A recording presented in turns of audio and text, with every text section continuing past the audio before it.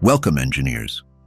Today we're exploring the Stress Interactive Calculator, a tool that solves one of mechanical engineering's fundamental problems, determining stress values, forces, and cross-sectional areas in structural components under various loading conditions. Let's start with the inputs.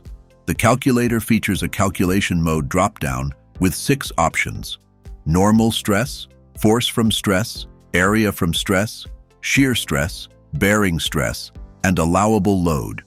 For our demonstration, we'll select normal stress, which calculates stress equals force divided by area. The input fields vary based on your selected mode. For normal stress, you'll enter applied force F in newtons and cross-sectional area A in square meters. Other modes require different inputs like shear force V, pin diameter D, material thickness T, or allowable stress sigma allow, depending on your calculation needs. Let's work through a practical example. Imagine we're analyzing a steel support column carrying a compressive load.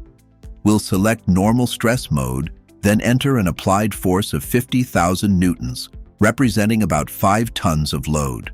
For the cross-sectional area, we'll input 0.00785 square meters, which corresponds to a 100 millimeter diameter circular column.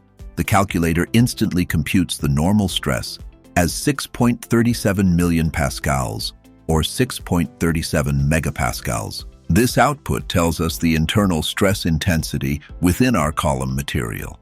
Comparing this value to your material's yield strength determines whether your design is safe or requires modification. Here's a critical insight. Always verify your unit consistency. Mixing millimeters with meters in area calculations is the most common error, leading to stress values off by factors of thousands. Find the link in the description below.